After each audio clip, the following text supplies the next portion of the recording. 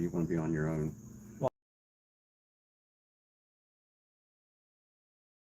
Set up here. Just ignore us for right now. I have never done a live stream on my channel. You've never done a live stream? No, never. No. You serious? No, wait. YouTube What? keeps stopping. Why? I don't know.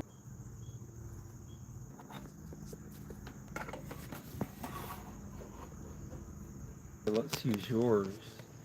Yeah, but then we have to do it on my But, channel. no. I mean, I don't want to hold on. Wait, is it actually going to hold up? Okay, folks. It says we're live. YouTube, the app kept shutting down as soon as I would start the stream. Can you check and make sure that people, if you can hear and see us, just put something in the chat so we'll know it's working now. Yeah, there we go. We got 10 people on, 11 people now. Can you see the chat? I can see the chat. Okay, if you can hear us, put something in the chat. Okay, there we go. Hey, Ruby. Can you?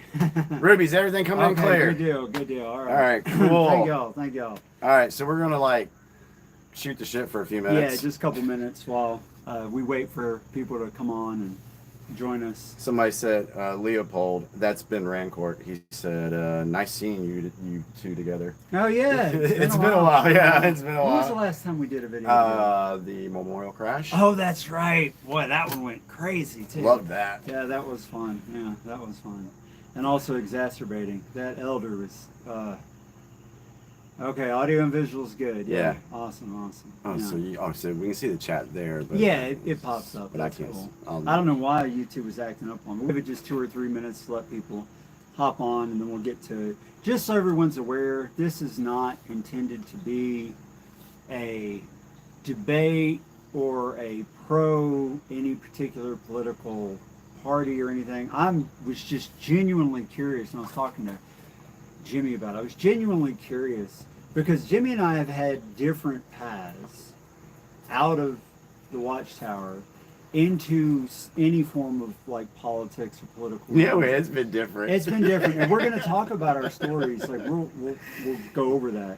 You ought to hear some of the conversations we have texting back and forth. They're really good. They're really good. I'm genuinely curious about other people, and I was very surprised, and we'll get into that too. The polls that Jimmy and I both took, I wasn't surprised about the responses on his, but I was really surprised at how people voted about who they're planning on voting for or not on my channel based on my own preconceived ideas of who I thought was watching me. So that's interesting. I had the same thought. I did. Yeah, that's interesting and telling, but how long has it been? What time is it? It's 7:05 now. Oh, that's good. Okay. Well, there's 20 people in the chat. We'll just go ahead and start off. And I know, Jimmy, you wanted to talk about what Watchtower is all about in terms of politics. You want to? Yeah, the first thing we have an outline. Like true EXJW. And guys, this is completely informal. We're pretending like you guys are just sitting on the other side of this heater that we have the phone next to. So, yeah, it's just informal. So I put on the outline. Open up the video by talking about the views that Watchtower has about being involved in politics and how that has stunted or discouraged folks from learning about the process. So we all know how Watchtower feels about the political systems, the governments, things like that. They've always suggested and highly pointed out that we should remain neutral, that we shouldn't get involved, and that we really shouldn't need to go research stuff. And I think because of that, I think there's a lot of folks that have left Watchtower that they are stunted mentally wise about how politics works and why it's important to know what's going on, and because it does affect every aspect of our life, whether you want to believe that or not.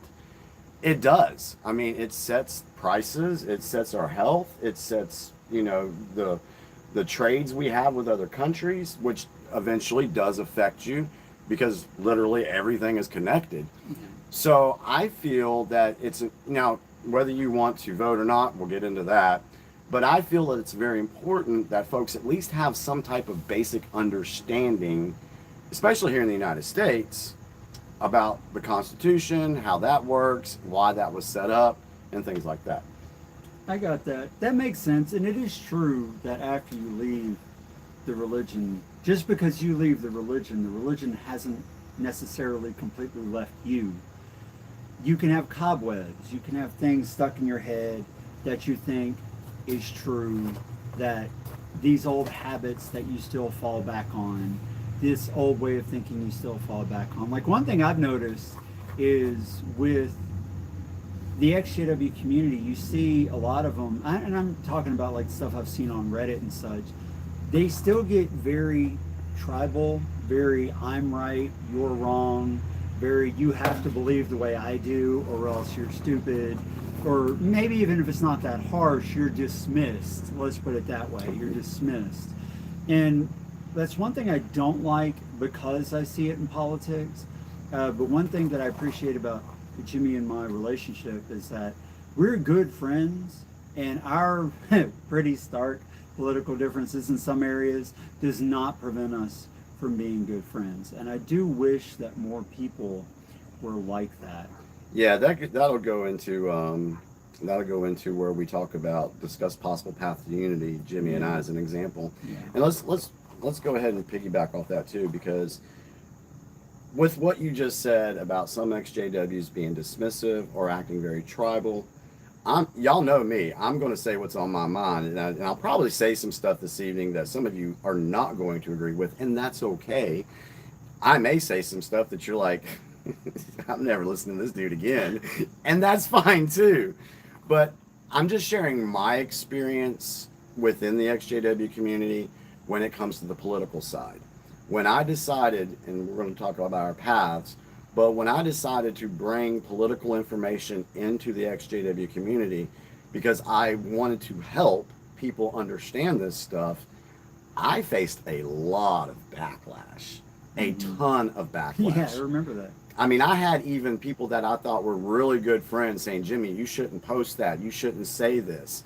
And I'm like, guys, this needs to be said. And then once I started going a little bit further and further, I mean, and I've said it before, and you may have already heard me say it, I've been stabbed in the back more by XJWs from the left liberal side than any time in my life being stabbed in the back. Because they get tribal. They say we're stupid, they say this, they say that. And last night on Ruby's stream, there was one that came on there and basically just said he blocked Ruby because I don't like her. Well, you don't know anything about her. You haven't taken the time to learn anything about her. And I've always said that I'm open to having conversations with folks as long as they're mutually respectful. And I can do that. Me and John are proof of that. But when somebody starts gaslighting you or projecting or calling you names or saying, oh, you left one cult and went to another, I'm sorry, I'm going to push back on that. So I just wish folks would drop that JW mentality of always wanting to be right, drop that ego, because that plays a part in this. Because, you got to have an ego to think that you're going to always be right about stuff. Fair. So you got to drop that and then be able to have those conversations with somebody that has different opinions. To be fair, though, now that I think about it, that whole situation you described sounds a whole lot like American politics. Oh, yeah. Like, people think they're right, and if you disagree with them, you are now, whatever the label of the day is, you might be Hitler, you might be, I don't know, a soy boy, whatever label one side gives the other side, there's always some negative thing to say because people disagree.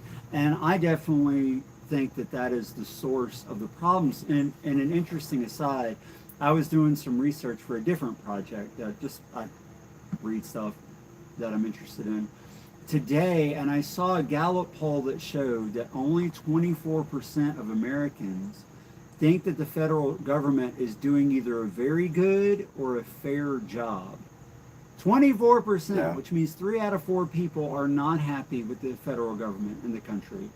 And yet, here we are with things being the way they are. So with that being said, what people need to do, even if you have differing opinions, and I'm pointing mostly this to the ones I've experienced, the liberal lefty EXJWs, I do is not entirely agree with that assessment for you, yeah, left-leaning people. yeah. I just want to I'm say just that. saying the ones I've dealt Yeah. with, okay? I just wish that they would have a conversation with me and figure out, okay, what do we do agree on?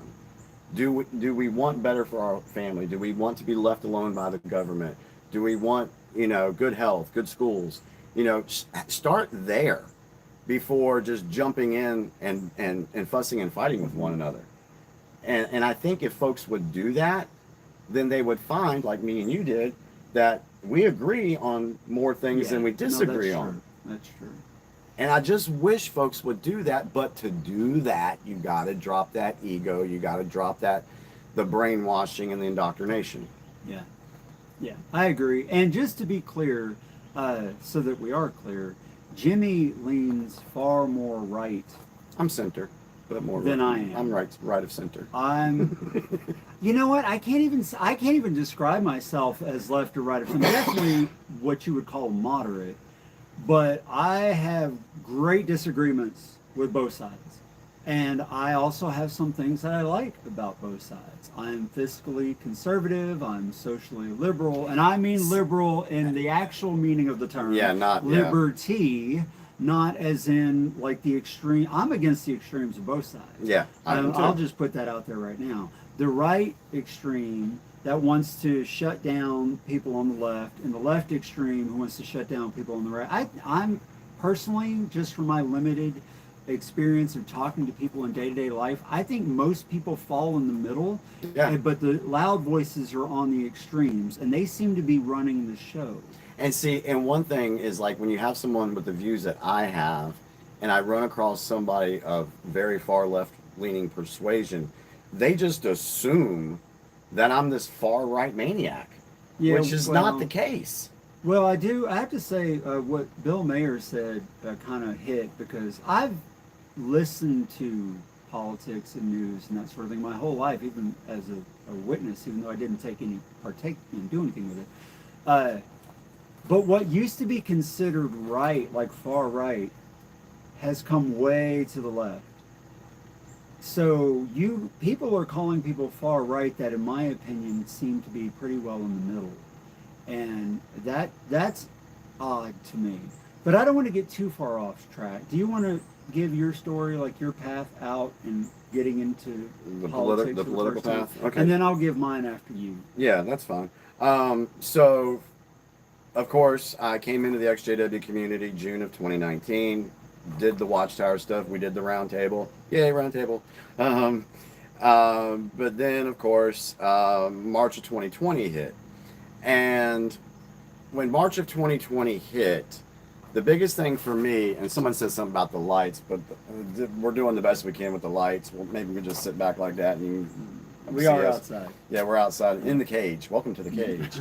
But anyway, so what woke me up, believe it or not, is I had the question, why is the media always going after Donald Trump? I did not understand the backlash and the vitriol that the media was presenting towards him, because I had never seen it before in my life with other presidents. Mm-hmm. I'd never seen that before. So then I started diving into, and I'm not, for those that know me, I'm not going to go into the deep stuff that I've looked at, because there's people on here that they don't know any of this stuff. But I started looking into some other sources, and I started putting things together, and I figured out, oh, that's why they're attacking him. That's why they're going after him. And I did serious deep dive on what we will just refer to it as the Great Awakening stuff. I'm not going to go into details. But then I started putting things together, and then of course with CV, things just didn't make sense to me. And then I was listening to all of the press conferences that Trump and his administration were doing, and I was listening to what they were saying, not listening to the media's response to what he was saying. I was just listening to what they were saying. And I'm like, these are two different things here. And so I had to try to figure out, okay, who's telling the truth? Which side is telling the truth here? And once I started diving down that, then I was like, okay, yeah, I learned that we were up against the deep state, cabal, Illuminati, globalist. I'm not going to go that far on that stuff, but I felt like we were up against a bigger enemy than we had ever known before. And so I have done hours, days, months of research, different videos.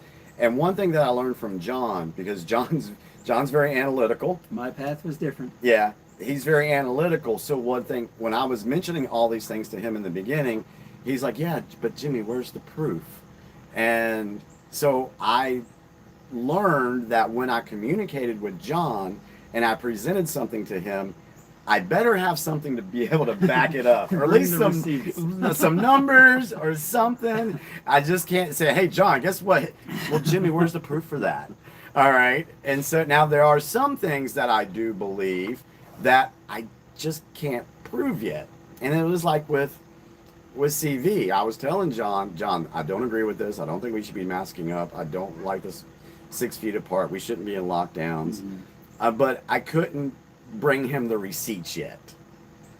But once those came out, yeah, the CDC gave me those receipts. Yes, yeah. The CDC gave me those. So, but my mission has, and then once I, as far as Watchtower is concerned, when I was doing all this research, and then I made the connection that holy crap, Watchtower does the same thing that these people do, deep state people. And I was like, wow, okay. So I came to the conclusion that Watchtower was nothing but a propaganda arm of the deep state. Okay, can I ask you to define what you mean by deep state? Because that's not something that you hear in circles that are more left. And we do have a lot of people, based on the polls that we took, that are more left. So what do you mean? The when deep you say state that? is the unelected bureaucrats in our government that are pulling the strings of our politicians. I got you. So you're not talking about some like, because I've read different ridiculous descriptions of like satanic, blah blah blah blah blah. You're talking about just people that are unelected, that are making things happen that they don't have the right to make happen because we didn't elect them to do that. Is that what you're saying? Yeah. Okay. That's okay. That's for example, the CDC. No one elected them, but they put out these guidelines and these mandates, and everybody was expected to follow them. Gotcha. Why? Why should we listen? What gives you the authority? Yeah. Okay, I got you. So that's what I'm referring to when I say the deep state. Okay. We're not going to go down that rabbit hole of satanic stuff. We're not doing that tonight. But see, the thing is, and it's like the Federal Reserve. The Federal Reserve is not constitutional. It's not federal. It's a private-owned bank that's controlling all of the financial stuff here in the United States. And so they would be considered, fall in that category of deep state. Unelected officials. Unelected officials, the IRS, things like that. And what happens is these unelected bureaucrats will go to a congressman or a senator or even a president and say, hey, this is what we want done. And if you don't do this, then we're going to make life hard for you. But if you do this, we're going to line your pockets with millions of dollars. And that explains... That never happened. That explains why a congressman whose salary is like $186,000 a year, that explains why some of them are worth 20, 25, $30 million. So that's what I'm referring to. And so when I look at Watchtower, the governing body, I would consider them the mainstream media for Watchtower, because you got people behind the scenes at Watchtower that are pulling their strings, and they're the mouthpiece to get everybody else to follow along with what they want, just like the government. Yeah, I've said that for a long time, that anyone who thinks that the governing body of the Watchtower is actually the people making all the business decisions of the corporate arm or corporate entity, the real estate empire that is the Watchtower, you're fooling yourselves. I mean, look at these guys. These guys do not have the mental capacity. They don't have the chops. They don't have the experience. There's no way those guys, I mean, let me just say it because y'all know how I think. Those clowns that are the governing body are making these business-oriented, real estate-oriented decisions. There's just no way they're the guys. Now, they are the spokespeople. I have no doubt they're the people, you know, writing down the policy changes and stuff like that, but I do not think for one second that they actually are running the corporate entity that is the Watchtower. I just don't think that. Now, I don't know who it is, but I've been told there's a board. But, you know, all corporations have to have a board. Right. Who's on the board? I don't know. Like, Right. I don't follow it that closely. I just don't believe for a second that the GB are the guys who are doing that. I just don't. Yeah, so once I made that comparison and that connection, I started creating different groups on Facebook. The one that I created was called Is Watchtower Deep State? Because I wanted to see what other XJWs had to say about this information. What were their thoughts about this? And surprisingly, I started finding a lot of XJWs who were maybe didn't go down the rabbit holes I had gone down, but they just had an inkling that something was up with Watchtower. And yeah, they're part of it. I mean, you know, I think somebody said, "Hey, Jimmy, have you looked at the book Bloodlines of the Illuminati?" You know, that was put out by Fritz Springmeier. Great book to read. I've actually talked to the gentleman on Six Strings before. And Russell is one of the names of the 13 bloodlines. That's a whole nother rabbit hole you guys can go down on your own. And that's one of the things that Jimmy and I very much disagree on, which I'll get into when I get into mine. But, like, I don't view the world in the same way that he does in that particular way. Yeah. So we have different views on things, but we do talk about it. And I will always listen. And we do respect I each will other. listen respectfully, Yeah. you know. Yeah. And see, and that's the example that we're trying to set for the XJW community. Because you'd be surprised. So when I did do that and I started getting people that were like, "Yeah, Jimmy, you're on the right track here. This is what I believe in this." They would bring information to me. I would look and see what they had, and then we just collaborated. We got together to figure out, okay, let's put this picture together. Again, that's why I named my one show The Big Picture, because it was like a puzzle that we don't have, the top of the box is gone, and we got to put this picture together. Yeah. So we have to go through each little puzzle piece to see what fits. And when I brought that into the community, and then I started facing backlash, I was noticing that other folks, and Ruby, I hope you don't mind me using you as an example, sweetie, but about a year and a half ago, Ruby was facing that same type of backlash that I was facing. So I reached out to her. I said, "Hey, Ruby, there's others of us that have gone down this path and looked at this information. If you want to share your views, listen to what we have, you know, hear what we have to say, come, join our groups, and we'll talk about this stuff." And so that's what I've been trying to do. And you know, I've met a lot of great folks by doing this way. I've also met some buttholes, for lack of better words. I was being nice there. I will say this about Jimmy, for all of our disagreements on the many things that we have disagreed on, and some things that we still disagree on vehemently.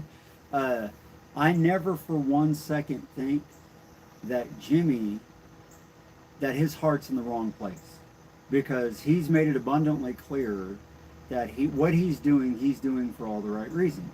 Jimmy doesn't make any money off of what he does. Mm-mm. Jimmy will spend, and I would not do this, hours on the phone with someone he's never met before, who just watches a video of his and is like, "Hey, Jimmy, I really need to talk to somebody. Can I talk to you?" He's like, "Yes, call me here." And they'll like talk for hours, and then everything he does, I really think that if more of our politicians at least acted out of actual good motivation, like Jimmy clearly has, and way more than I got, I think we would have a much safer, tighter, you know, country and community. I don't think we would have as many problems as we do. Because look, I might disagree with Jimmy, and I do, But I know that he's doing things for the right reasons, that he's reasonable, that he'll listen, and that he has people's best interests at heart. I cannot say that about either of the people who are running for the President of the United States right now. I cannot say that. I have watched these folks, and I've looked into both of these folks, and I just cannot say that I think either party really has the average common person's interests at heart. And you guys are welcome to disagree. Please disagree. That's just my personal opinion. I am not here to set anybody else's opinions. I'm just here to tell my story.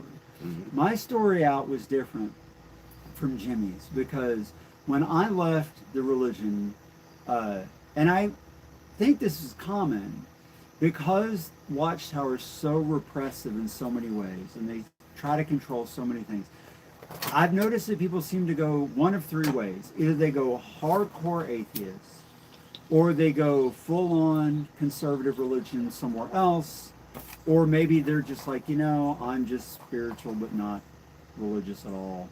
But they definitely seem to generally go more liberal when they first leave, because now they're free. People aren't telling them what to do. They're not trying to dictate their lives, and they can't dictate your life anymore. And I have friends that after they left, and of course I shunned them because that's what we were supposed to do, but then I reconnected with them and I started asking them questions about their views and stuff, and they had gone pretty far to the left, liberal-wise. I don't know anyone who's as extreme as some of the people I see, like on TV, but I do know some pretty far left folks, and they're friends of mine, and I respect them. We disagree on some things, but I respect them.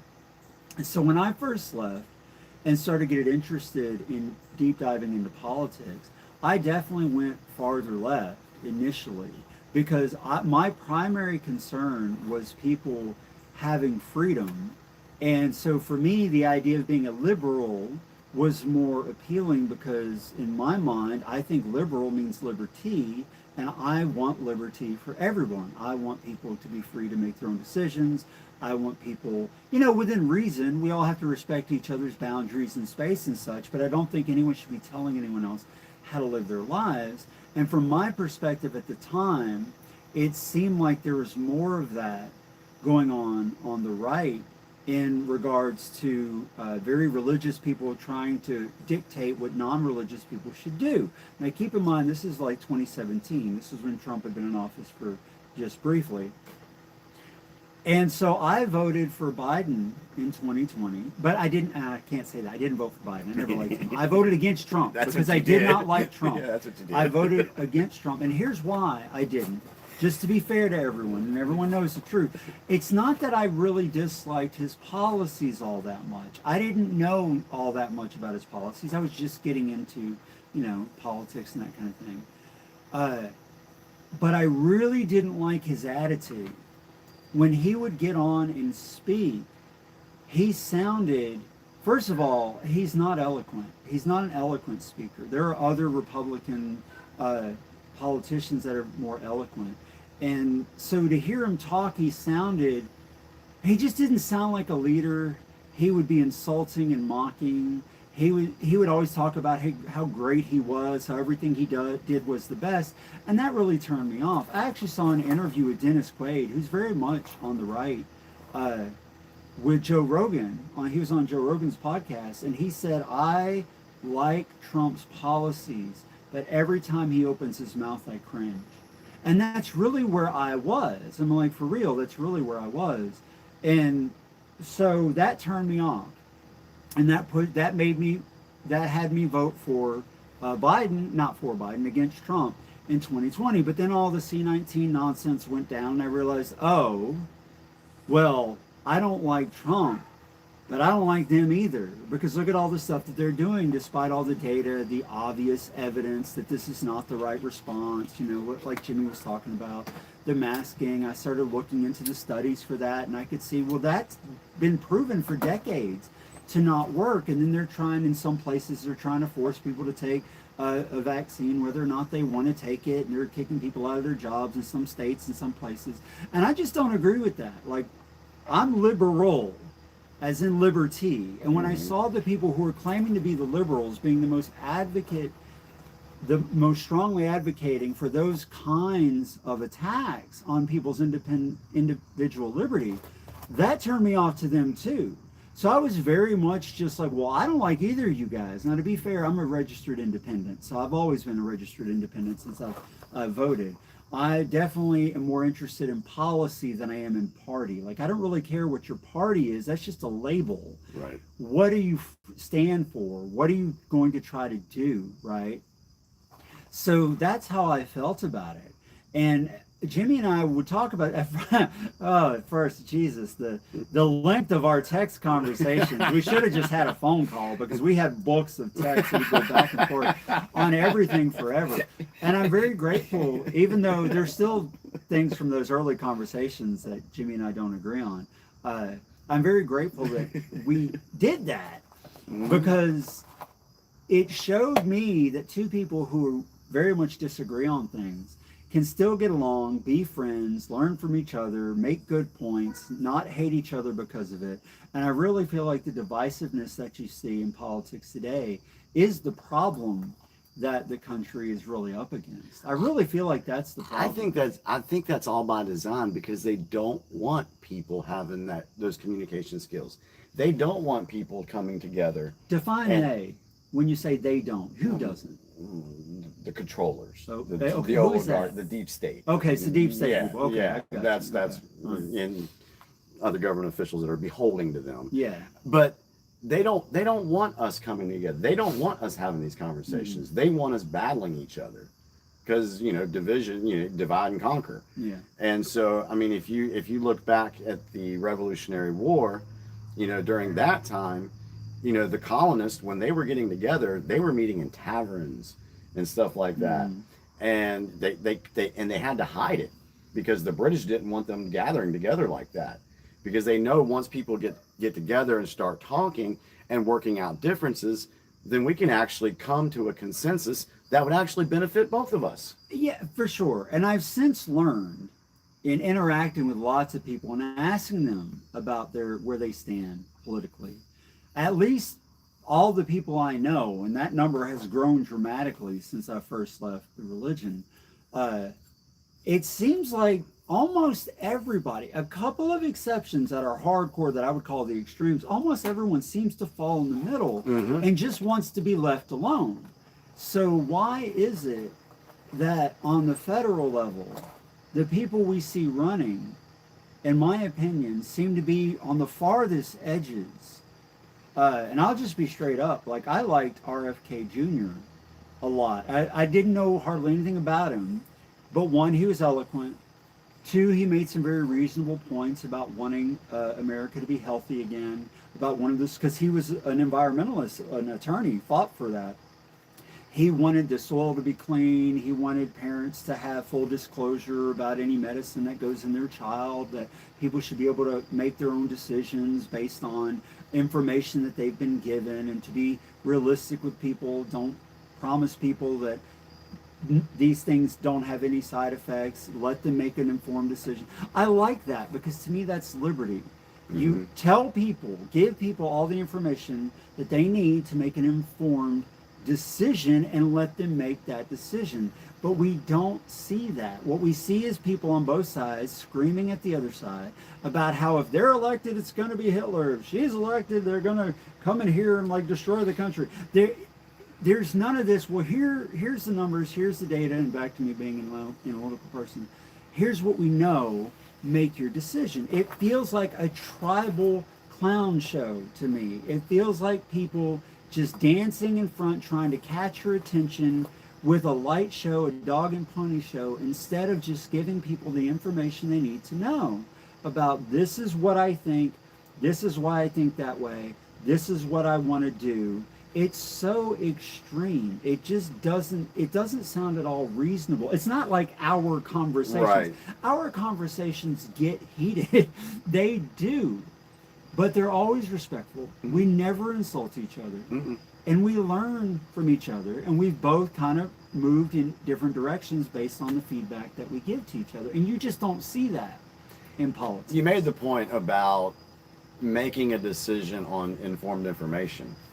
Well, we're not even getting that, Yeah. you know, Yeah. in mass. Yeah. I mean, because most people, they're going to watch mainstream media news. That's where most people get their news, because they have to work all day. They come home, they eat, they throw on a little bit of news. That's where they used to. Well, yeah. I just saw a Pew Research study recently that said that only about 1/3 of Americans trust the mainstream media anymore. And that's changed over that trend has happened Quick, because that was in, I think it was in November of 2023 is when that happened. I remember somebody making a statement, oh, it's fake news. Yeah. So pretty much since then, I would say. But Yeah. what I'm saying is, it's hard for people, everyday working Americans that just want to live their life, it's hard for them to get accurate information. Because to get accurate, true information, you actually have to dig for it half the time. You do. And, you know, most people, they don't have that time. So they'll just see a headline on TV or look at it online real quick. And they'll be like, oh, did y'all hear about this? Blah, blah, blah. And then they just go with that without looking at the story or fact checking that story to find out, you know, and we've talked about this before with the media. You know, you got to look who is you know, who wrote the article, what stance do they have? Who's funding them? Who do they, you know, you got to look at all that stuff. All of the money. Yeah. All of the money. To verify your sources of information. And so the American people, and this goes back to 2012 when there was a law that was signed to allow propaganda to be shared to the American public. I read about it. I didn't want to believe that one, but no, that's the thing. I mean, there was a law passed under the Obama administration that it would be okay for the mainstream media to put propaganda out on their airwaves.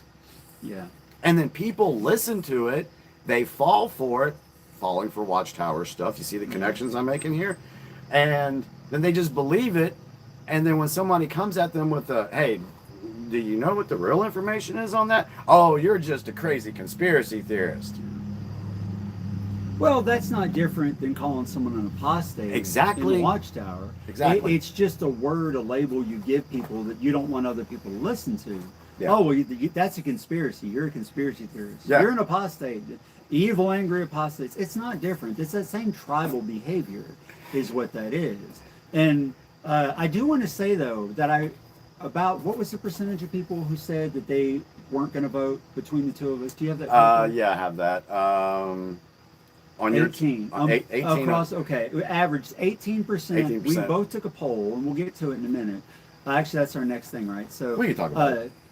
18% of the people who voted on our polls about who they're going to vote for, either Harris, Trump, other, or not at all, 18% said they're not voting at all. And let me just tell you 18% that I absolutely get it 100%. Because when you look at the options, which understandable, I read a great quote. Yeah, it might be right wing and left wing, but they're both attached to the same bird. So I get where people are coming from for sure, and I'll be the first to say I am very undecided. I don't know if I'm even going to vote. I don't know if I, in good conscience, could go either way at this point. And I do want to know from you guys after we go over this what you think, because I was surprised at the percentages that I wasn't surprised at Jimmy's percentages. I was surprised at the way people voted on the poll on my channel. So first of all, on mine, 43%, as of a few minutes before we started this, 43%, 245 people they said they were voting for Trump. 34%, 194 said Harris. 103 said they're not voting, and 29 said other. That surprised me because I thought that XJWs leaned harder left. I did too. And so I really thought that it would be more for Harris. So you guys in the comments, I would like to know, did you lean left and then change your mind and go right? And if you did, what was your reasoning for that? I'm very interested in the comments and in the chat if you could tell us, if you were leaning left and then you decided no, you're going to vote for Trump, why did you do that? Because that surprises me. Now, Jimmy, what were your numbers like? So on my poll, I had 56% for Trump. I had 23% for Harris, which is a huge gap. I had 16% not voting and 5 who decided to do other. Now we did we totaled up all the votes, and it came up to 632 people actually participated in our polls. Mm-hmm. So if you look at the total numbers, we had 32 others, 113 that were not voting, 208 for Harris, and 280 for Trump. Yeah. So if we put the polls together, yeah, Trump won our polls. Yeah, Trump was 44%. Yeah. Harris was 33%. Not voting was 18%, and other was 5%. Now, keep in mind that the majority of our subscribers, most of you guys are XJWs. And so to run something a little different, I did a poll on X just to see, what would happen. I got 60 votes on that poll, and I had 2% not voting. I had 2% in the other category. I had 13% for Harris and 83% for Trump. That's a huge difference between what we did on our YouTube polls. To be fair, Yeah. I use X for news because the mainstream media is so censored and slanted and spun. And on X, there's people on both sides that will post like actual events on the ground video. And I take everything with a grain of salt these days. I tell Jimmy all the time, you know what I believe? There's two things I believe. Those are the two things I believe. That's it. Because everything else you can't know for sure, and people have an agenda or whatever. But X definitely seems to lean much harder right now, which that also surprised me because Elon bought it, and he was the darling of the left until he bought X. And then that all started to change, and now he's I think what happened there is when Jack Dorsey was running it, everybody was welcomed on Twitter. Mm-hmm. Everybody, okay? But then once 2016 hit, things started to change, and then you had the ones that were quiet before about their political beliefs, especially on the right side, on the side of the right, they started speaking out more. And once they started sharing information that ran against what the mainstream was putting out, they all got censored. Mm-hmm. So I know there was a huge purge of what we will call patriot folks back in 2019, 2020. There was a huge purge that Jack Dorsey did and got rid of all those people. Yeah, I remember during the COVID stuff. So if you got rid of all those people, then you got Twitter sitting there, and it seemed like a haven for left-wing ideology. Yeah. But then when Elon took over, he's like, you know what?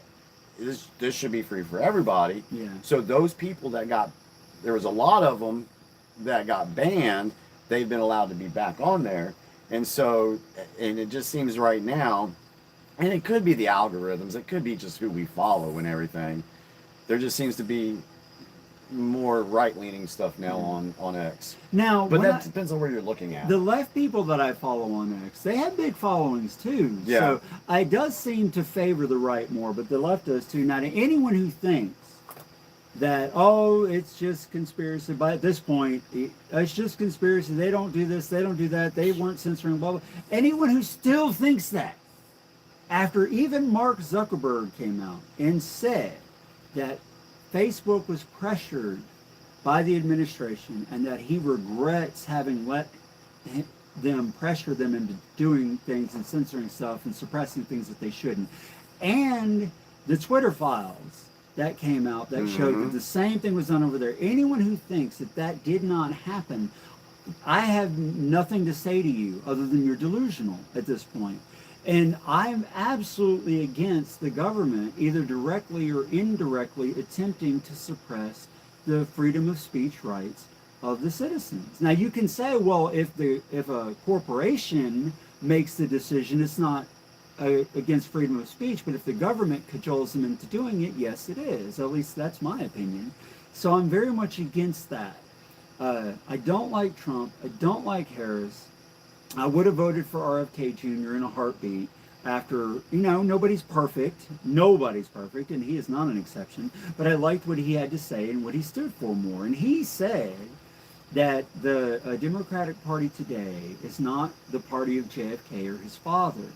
And what he meant by that is it seems like the ideals, the anti-war, the pro-environment in a balanced way, like that, those things, being worried about the health and well-being of kids and such, that those things seems to have gone out the window. And I get 100% the uniparty view, because there's this meme, and I love the meme. It says Democrats versus Republicans, and it shows two airplanes, bombers, dropping bombs. It's the same picture, only the one that says Republicans is just a bomber. The ones that says Democrats is the same bomber dropping bombs, only it's got a pride flag painted on the back. And I agree with that. And the one thing that I will say, and I told this to Jimmy, I got to give him snaps about this. The one thing that Trump didn't do a whole lot of is he didn't drop bombs on other countries. He didn't actively engage in warfare. And I cannot remember any other president going back, as far as I can remember, that was not actively engaged in military conflict in other countries, either directly or through proxy wars.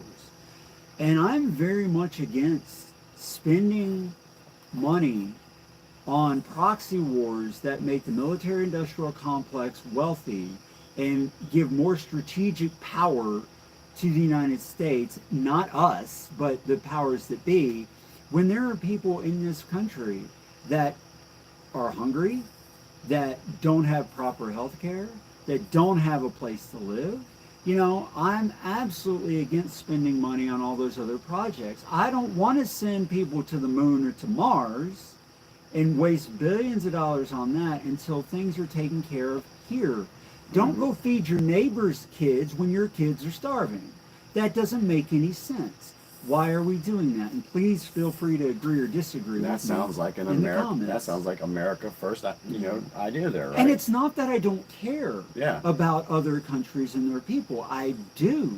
I just think that any government's responsibility is first to their own people, and then to help and support other people. Let me ask you this: how many other countries out there are taxing their people and collecting that tax money and sending it to the United States? Yeah, I know. Nobody does that. Why do we do it? Yeah. And what we There's do a reason why. We got to go military. Yeah. Blah, It goes a little further. Yeah. You've said this a couple of times, and let's go ahead and define this. I tried to define this on Ruby's channel as well. The term uniparty. And sorry if you see us doing this. There's there's some mosquitoes out here. God, I hate mosquitoes. Yeah. Why are they even here? Yeah. What purpose do they serve? Someone just made an interesting comment that I saw, and I missed the name, but it said that Americans are nicer people than other people. And I get that. I get what you're saying, that the bleeding heart thing, and it is true, and I'll be the first to say that we have a whole lot compared to most other countries. That's true. I just don't think, it just doesn't feel right to be giving money, especially to fund wars and conflicts in other countries. Like, I understand the need to give legitimate aid, but if you're funding wars and conflicts and you're spending money on our military industrial complex to send weapons of war over to other countries, I'm against that. We should not be encouraging war. But then, of course, the only reason why they do that is it's for their own strategic benefit. I get that. Yeah. It's that angers me, because that's not our business to be getting in other people's business. I do not believe it's our business to do that. And see, and there's no reason for the United States to become isolationist. We shouldn't become isolationist on the world stage. We should take care of them. Saying America first is not just isolating us. And I've seen some people say that. No, we take care of our place first. For example, I'm going to mow my grass first. And if I've got the time, I'm going to go over there and help my neighbor mow his grass. But I'm going to take care of mine first. So we're not I'm definitely not calling for the United States to be isolationist. We need to get along with the rest of the communities in the world. Doesn't mean we have to give them all of our taxpayer dollars. help them out in other ways with trade and other economic areas that can, mutually benefit each other. And so, let's talk about this. Yeah, sure. The Uniparty. You may have heard that phrase before, and if you haven't heard that phrase before, if you've watched my channel, you hear me talk about it. So let me describe what the Uniparty is. A lot of people say, oh, the right and the left, it doesn't matter because they are of the same bird. Okay, I will agree to that to an extent. And what I mean by that is, do you ever wonder why in the past, whenever you've gone to vote, it's always like, I'm going to hold my nose and just vote because I don't know which one? That's all by design. Because these, again, going back to these unelected bureaucrats, they want to exert their control over our whole government. They want centralized government. They don't believe in the 50 states all having power. They don't want the states to have, they want the power. So what they do is they buy off this person on the right and they buy off this person on the left. And then you got these two guys coming together to push an agenda that goes against the American people, or at least the will of the American people. So you've heard the phrase rhinos. That was what we call Republican in name only. They act like they're Republicans, but when crunch time comes and they have to vote, they vote on the Democratic side. And it has gone both ways before, where there's, I've never heard of them, but I've never heard the dinos. I've never actually heard Democrat in name only. I've never heard that. It just hit me. So that's why folks get frustrated, especially the folks that are on the Republican side, is they're like, oh, why did Paul Ryan do this? Or why did John McCain do this? Well, they're rhinos. They are putting up a facade. They fool the voter to vote for them, and then it gives the people an illusion of choice, and we're going to get into that a little bit more, but it gives the folks an illusion of choice. So the Uniparty, and this is why I've been trying to tell folks this over the past year especially, you got to think outside of right versus left, because technically the situation we're in right now, in my opinion, is we the people versus those unelected bureaucrats. That's how I view it. And so that's why I try, when I'm having conversations with folks, I don't want to get into that right versus left thing, because again, that's division. If you're promoting the division, that's going to, divide the people. So I try to look at it from the standpoint of what benefits us as people, as Americans, versus the right versus left thing. So the Uniparty is the Democrats and the rhinos. And that's why the Republican Party has problems with MAGA. And that's on our list to talk about too. Yeah, I will say, like, in response to that, I find it a little bit disingenuous in some cases. And again, this is my personal opinion. I'm not an expert. Think what you want. To say that just because someone doesn't vote the way you think they should, that they're not really in your group. That's a logical fallacy known as not a true Scotsman. If you don't do this, you're not a true Scotsman. If you don't do what I say, you're not really this, you're not really that. And in my opinion, it feels a little bit like a cop-out to say the reason why we have the problem with the Uniparty we have is because some people on one side are faking that they're on this side. I don't agree with that. I'm not saying that there's not some truth to that there's not a list of basic general principles that someone who calls himself a Republican generally follows by. But being a moderate myself and a registered independent, I don't care what party you're in. I want to know what your policies are. But I do, that said, Jimmy's heard me give the analogy many, many times. of the black ants and the red ants in the jar. Yeah, I just did it last night. Yeah, I just the did it black last ants night. and the red ants in the jar. If you put them in the jar together, they will not fight each other. They'll crawl all over each other. Everything's fine, no worries. But if you shake that jar and pour it out onto the table, those ants will fight to the death till every last one has been slaughtered. But the question you should be asking isn't, why did they fight after they shook the jar? The question you should be asking is, who shook the jar and why? I mean, that's what you should be asking. So my personal interaction with people on a day-to-day basis shows that people aren't all that different in their desire to do well by their families, pay their bills, you know, have enough food, have a decent job, not have people get in their business or tell them what to do, to generally basically be free and be left alone. And yet, you do not see that reflected in either of the political parties, and that's why it feels like a uniparty to me, because if they really cared about, you know, for the people, by the people, they would do what the people generally seem to want, which is to be left alone, rather than to have more and more legislation controlling how we live. I was just thinking, I want to add on to the whole uniparty where you said you don't, you know, just because they don't vote the same way, you think they should vote. I get that, but the way that I've been able to decipher why I would call somebody a rhino, is I go back and I look at their voting records on the policies that they voted on throughout the years. And if they didn't align with what they said they were going to do, then that tells me, oh, you're not really working for the Republican side. You're siding with them every time you do something.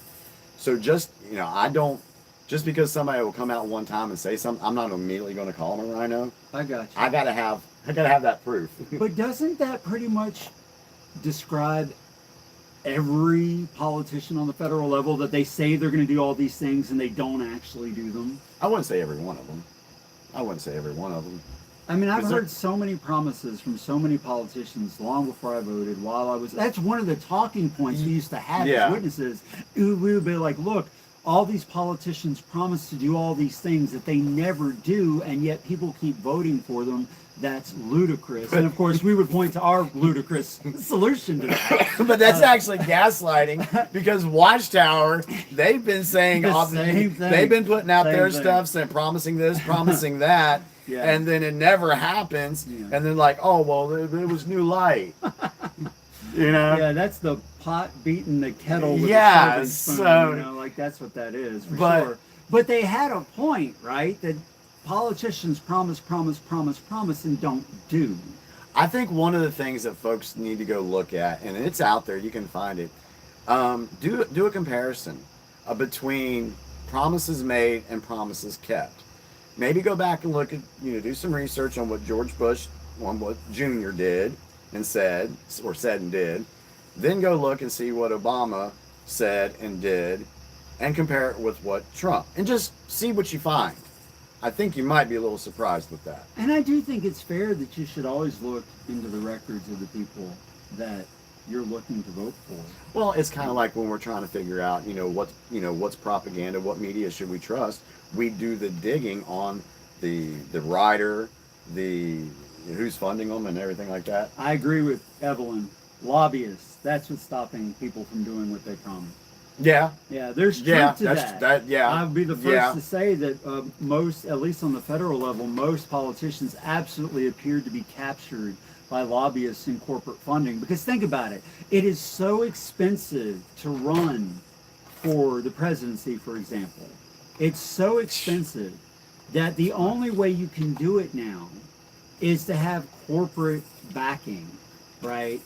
Super PACs, all this stuff, to support your candidacy.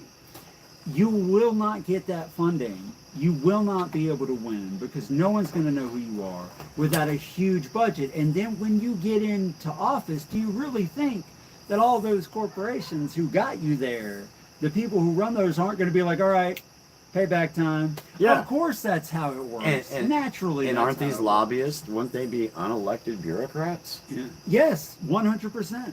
And I was listening to a podcast that talked about how bills are written, and this was years ago, and it blew my mind. I'm like, in my very naive past, when I first got out of the religion of the Watchtower, I thought that bills were written by politicians. No. I did not know that they were literally handed bills by experts and corporations outside, and maybe they just argued over points and modified them a bit. So who really runs the government that we're voting for? And so I'm absolutely against all the corporate capture. And that's another thing I liked about RFK Jr., because he openly would talk about that. These different areas in which there was so much corporate capture that we need to get rid of. Yeah. Yeah, that's that needs to be done away with. Unelected bureaucrats. So when I say unelected bureaucrats, that's my saying for deep state, okay? Just so y'all know, that's the simple way. I'm not going to go down. I'm not going to go down the other rabbit holes tonight. That is another thing I want to say, because Jimmy and I do disagree on some things. Like what he's talking about when he says deep state, unelected bureaucrats. Yes, that's obviously true. I don't think any reasonable person will say that doesn't happen. I mean, you can look at all these different three-letter institutions we have and how they have so much control, but no one elected any of those people.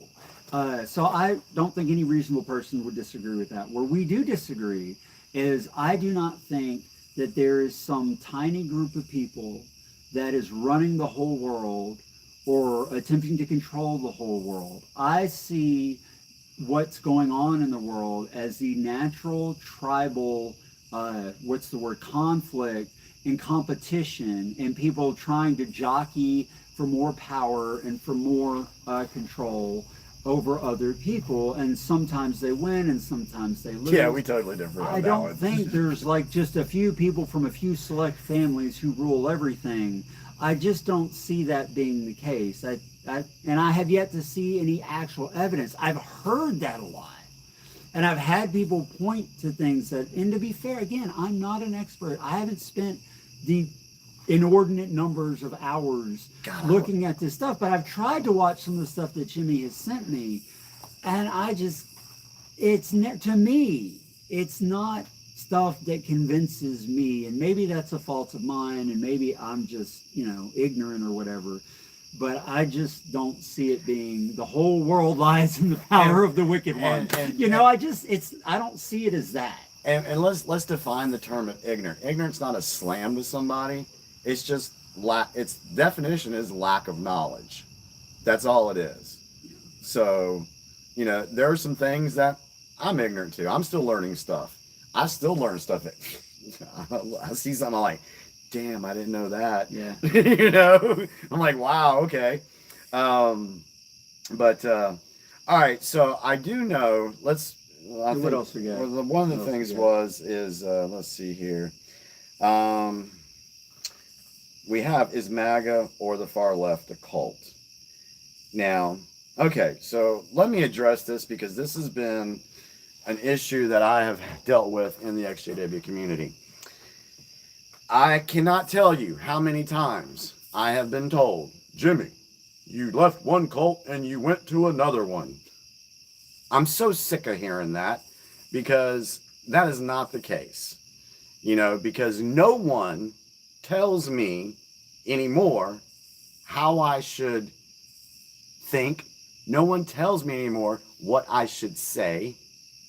So I have my own mind now that I can look at stuff and I can discern what I believe or don't believe. No one's sitting there and telling me from the stage how I should believe. Now, you might say, well, Jimmy, you look at the news articles and you listen to that, da, da, da.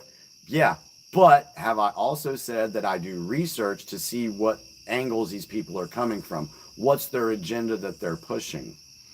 And so we talked about the Uniparty a second ago and why the Uniparty doesn't like MAGA, why the Republicans don't like MAGA. Okay, for one, what does that stand for? Make America great again.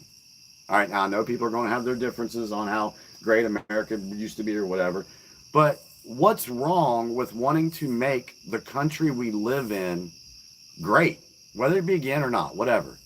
What's wrong with, like we talked about a second ago, taking care of us first, get our country in order, get our house in order, and then we can help others. So, and I know that a lot of people will say, well, you just listen to everything Trump says. No, I don't. There's some things that he has said, especially in 2020, and I'm not going to go down that road tonight because we might get pulled from YouTube. But there's some things that, and John knows. Yeah, no, we've had these conversations. I didn't agree with Trump on something. Now, if I was in a cult, then I probably would have got, because I listened to what he's like I said, that's a whole nother subject. But anyway. That's fair. Yeah, so I don't listen to everything that Trump says and have that define my life. For the folks that are saying I left one cult and went to another, I'm sorry. I look at that as projection. That's just my opinion. I will say one thing. First of all, Jimmy has definitely disagreed with some things that Trump has said and done. And obviously, when you're in a cult, you don't have the right to do that. And Jimmy has also got opinions and ideas that I have never heard come out of Trump's mouth. And I've never seen any of the MAGA people that I've listened to, because I listen to both sides and I try to, well, I should say all three sides because there's more than two sides now. And try to discern where I fall in line with all that. And I've heard Jimmy say a bunch of stuff I've never heard them say.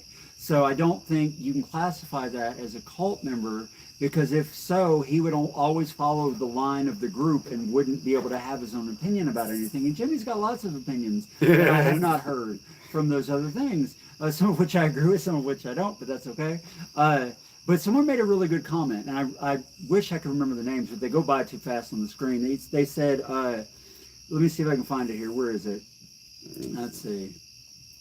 God, these mosquitoes are horrible tonight. Wow, we are getting a ton of comments. Yeah, I wanted to get... Here we go. Oh, it was Buff McLarge. What a great name.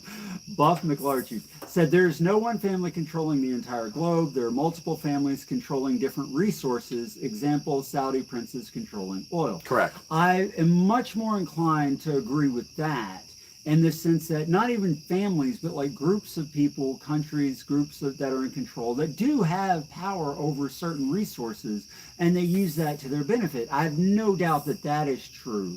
The thing that I disagree with is there's just this one big Illuminati family that does everything, and everything else is a show. It's a bunch of groups. You know what it falls for me? If that really sounds like Gnostic philosophy. It's like the Matrix thinking that, oh, well, we're all in this false reality and you have to wake up to the real reality and your masters are controlling everything you do. I just don't buy into that. I do think that you have to watch the Matrix with me. It's such a good movie. The lobby scene will never get old, ever. But my point to that is that I think that we can all agree that there are groups that have power over resources, and I agree with that comment. Now, who they are and if they're limited to a couple of people or families, whatever, that's whatever. I don't believe that, but I can definitely see people jockeying for power, and some of those people I strongly disagree with and would like to see lose the power that they already have. That's for sure. Yeah, going back to the whole MAGA cult thing, now I will say that there are some in the MAGA side, the MAGA group, whatever you want to call us, they are a little farther to the right than I will ever be. They're very religious. They're very, they can be assholes too. Okay. It just depends on the person. But overall, with what MAGA actually stands for is just, getting our country back in order. Now, you want to say that I left one cult and went to another. Okay, so let's just flip, for the sake of argument, let's just flip the script. How many out there change their bios on Facebook to say, I support Ukraine, or, oh, I got my jabby jab, or how many did that? Me personally, I look at that as being cult-like behavior, because they put out something and they want everybody to follow along with it. So everybody changed their bio picture or whatever. You know what I'm talking about? Yeah, no, yeah, I've seen it. Yeah. I've seen it. So for me, the definition of a cult is any group, and this I should say high control group. Let's not even call it a high control group. Any group that says if you don't do and think the way we think you should, that you were first of all ejected, and second of all, you're either evil or bad or the enemy or whatever. Any group that does that can be classified as a cult or a high control group, whether that's people who are trying to get you kicked out of society because you won't get a shot, or whether it's people who, like you say, you're hardcore right, people that will not associate with you because you're not voting for Trump. Like, it doesn't matter. You're still part of a high control group, a cult of one form or another. Now, with what you just said, let's compare that with some of the conversations and interactions in the XJW community. Ruby, I'm going to use an example again. She was blacklisted from a group because they just didn't like her. Yeah. Is that cult-like behavior? Is that a cult-like mentality? Just because she didn't agree with what you guys believed in, you're just going to get rid of her? With me, like with my comments, I don't delete comments from my YouTube channel. And we actually invite, on the XJW Political Corner, we invite folks to come on there that have a differing view than we may have. So we are open to having those conversations. Others shut that crap down. And then, and I've had this experience, I'll be on Facebook, which I'm not there anymore. Whole nother thing. I told you. Yeah, I got banned. But I'll be having a conversation with one person, and then the next thing I know, I'm battling 4 other people. It's like the flying monkeys come in. Yeah. And I'm battling for, it's like with Trump in the last election, or not the last debate. Yeah. The last debate. It should have just been him and Harris, but no, he was fighting 3 people. But that was a farce. Yeah. I'm independent. I don't like Trump, but that was a farce. That was definitely a farce. I'm like, can you not see that these so-called moderators are debating with Trump and fact-checking Trump, but not fact-checking Harris ever, when she said a few things that even left-leaning fact-checkers have corrected, Yeah. and they didn't correct that at all. No. And I'm like, this is not a debate. This is absolutely a setup. And that's my problem with this whole thing. Like, And I know it's frustrating. And I know that some XJWs look up to Stephen Hassan because he wrote the book about cults, and they use that to debunk Watchtower and prove that Watchtower is a cult. But then he goes out and writes a book, The Cult of Trump, and so many people just bought into that crap. Have you looked at Stephen Hassan other than what he writes? Have you looked at the organizations he belongs to? What? That comment. What is it? It says that no one said any one word of criticism of Harris. I think I've already said I don't like Harris. No, he was talking about I think they were referring to the debate. Oh, yeah, no. Yeah, right about that. Yeah, there was nothing. Yeah, no. So, Yeah. But when it comes to Stephen Hassan, I don't trust the guy. I don't care that he wrote a book about cults and explain, because there's lots of people that have done that before. But then he starts talking about Watchtower, and all the XJWs just jumped on that bandwagon with him. And now everything he puts out, they want to believe is true and accurate information. Go look at who funds him, look at the organizations he belongs to, and then let's have that conversation. Yeah, I don't trust the guy one bit. Yeah, and just a point I do want to make about Harris is the reason I don't have much of an opinion about her, because she was not even a thing. Oh yeah, okay. Until all of a sudden she was the thing. And so the track record, though I have looked into her track record now, and I've seen like some things about her past that I don't like and that I don't support, and I've some of the things she said about wanting to shut down X's or Elon's. She called Elon's right to free speech a privilege. Yeah. No, there's the right to free speech is not a privilege. That's a First Amendment right. Yeah. So I don't like. There's things I don't like about that too, but mostly I don't know a whole lot about her because she just appeared onto the scene, suddenly being the person that was running, and that didn't make a lot of sense to me. Let me say something about that in relation to this whole cult mentality thinking. And I'm just going to say it. Okay. Back in 2020, when Harris was running for president, during the primaries, she got 1% of the vote in the primaries. She had to drop out before the Iowa caucuses. No one wanted her. No one liked her. And it's allegedly said that, she was picked to be VP because she was a DEI hire. Whatever. Okay. I don't have a comment about that, but whatever.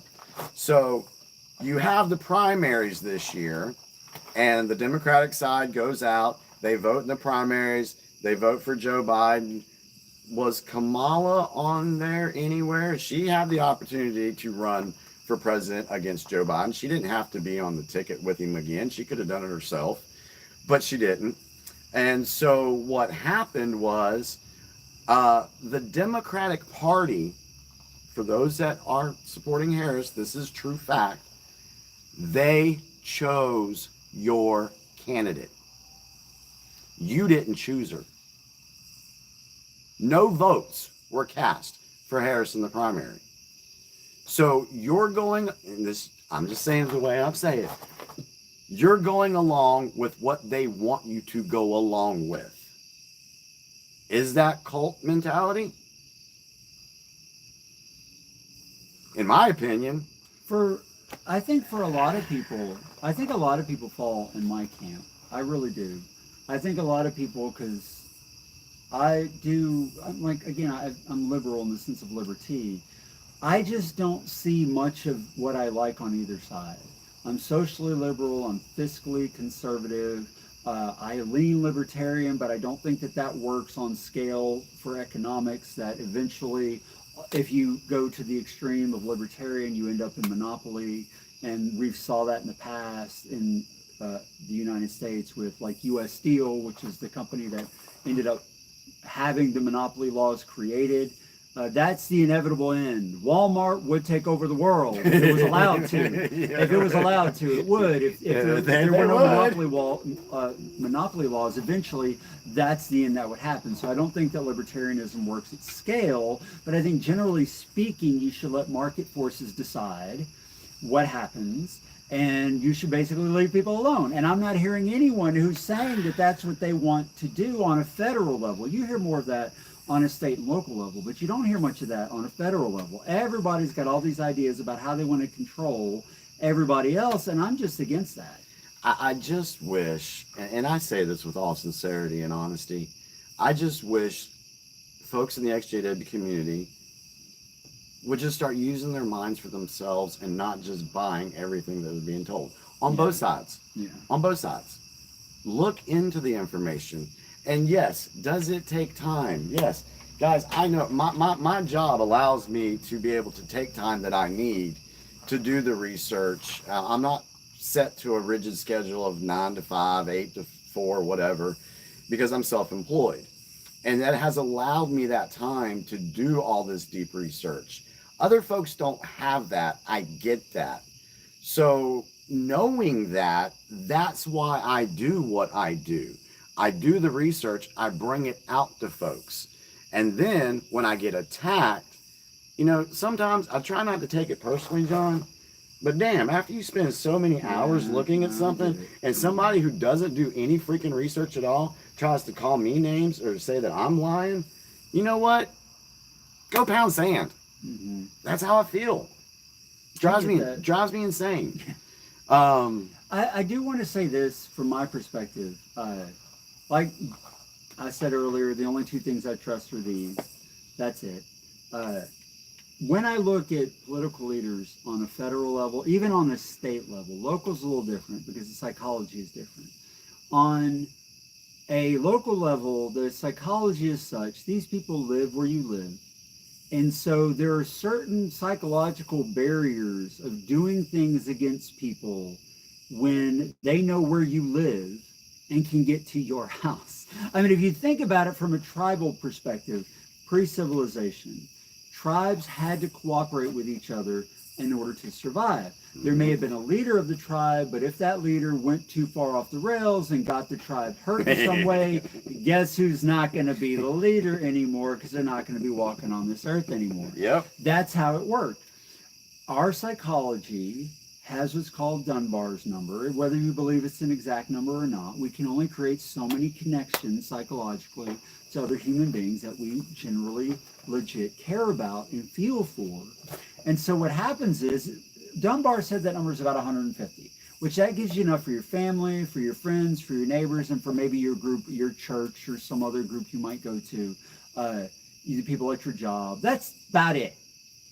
So once your community starts getting bigger than that, it gets easier and easier to rationalize that the people who are outside that group, because they're not your people, you can rationalize whatever you want to do and not see them as being real people. And the example I give you is, let's say that you were offered an opportunity to do something that would hurt someone in your immediate family, but it would make you wealthy. You probably wouldn't do it unless you just either a crappy family member or you really hate your family member. You wouldn't do it. If it was your next door neighbor, you probably wouldn't do it. What if it was a guy in another state? What if it was someone in a country thousands and thousands of miles away? You've never met them, never seen them, don't know anything about where they live, their country, nothing. It's so much easier for you to rationalize making the decision that benefits you but harms them when they're not anywhere in your actual reality. Mm-hmm. So when a leader gets up to a position where they're over millions, tens of millions, or hundreds of millions of people, when their group psychologically can only consist of this small number, what stops them from rationalizing doing whatever benefits them in their group, even if it harms you? Now, maybe they're enlightened enough to not do it. Maybe they have enough forethought and belief in their position as a leader to do right. Maybe. But psychologically and how we're built tribally, they're probably going to make the call to do whatever benefits them and their people, and they're not really going to care what happens to you. And I think that's the problem that we see right now. Mm-hmm. Do we have checks and balances and things, but once those get out of whack, well, then we're stuck with people who don't really care about us making all the decisions. And I think that's where we are right now. Yeah. On a federal level. Maybe on a state level. On local level is different.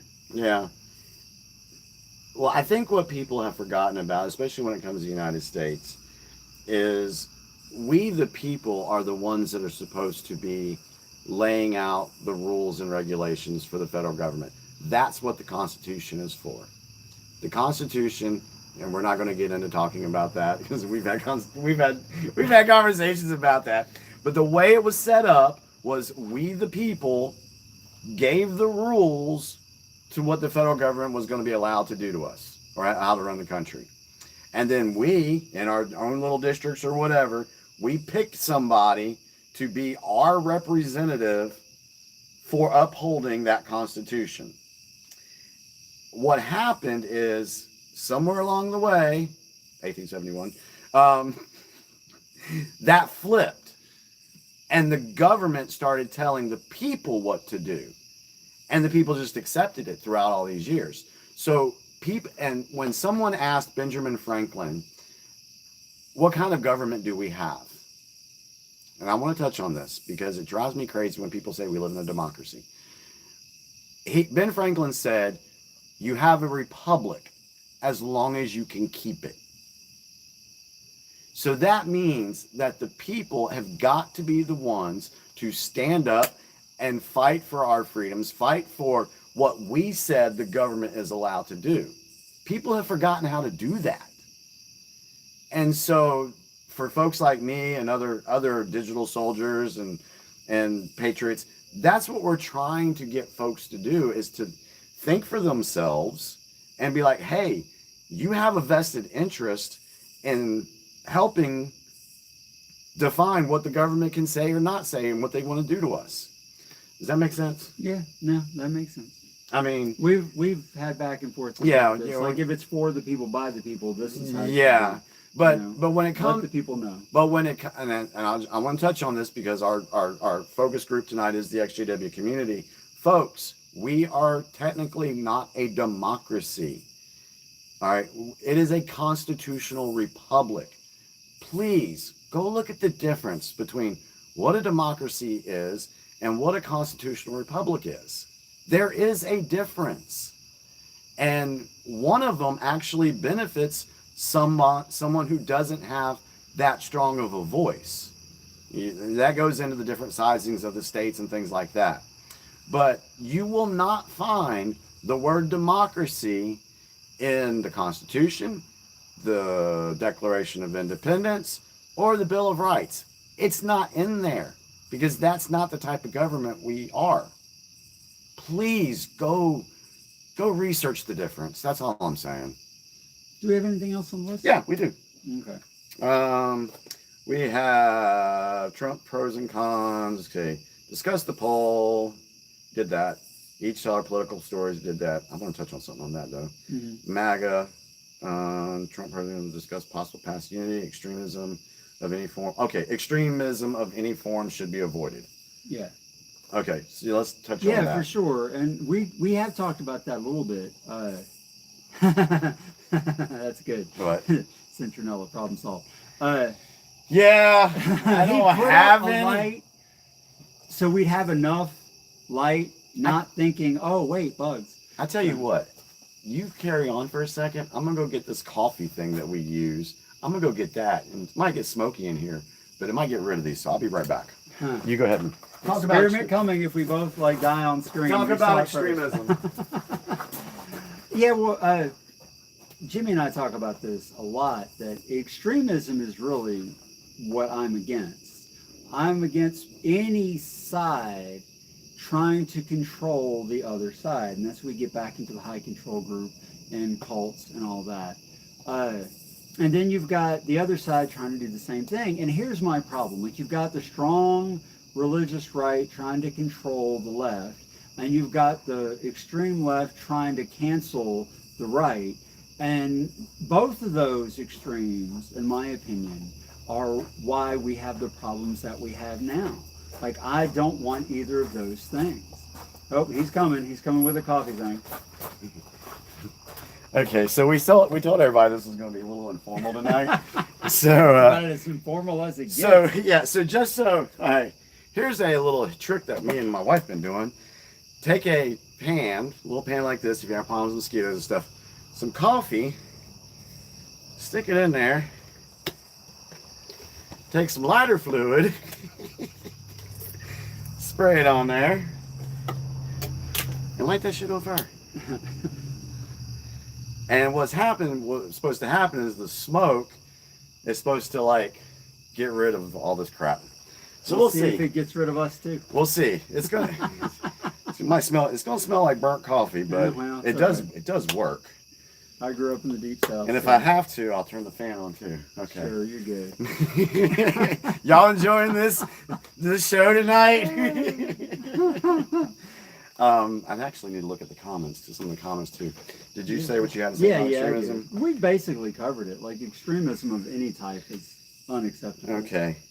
All right. So before we get into the last ones we had, does voting matter? Oh yeah, that's important. That's okay. Well, yeah, does voting matter, and will there be cheating?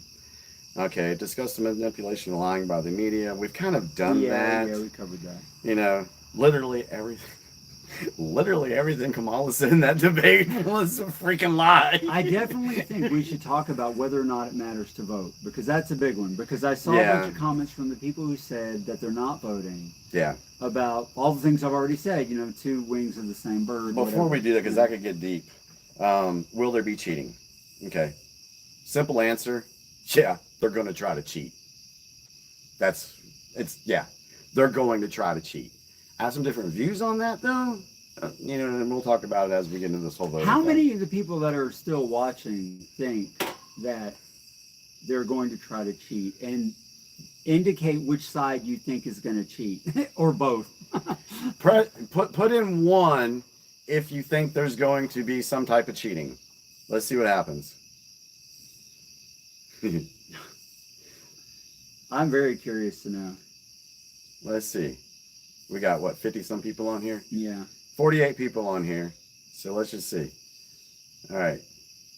1 for yes, there's going to be cheating. 0 if no, it's not going to be any cheating.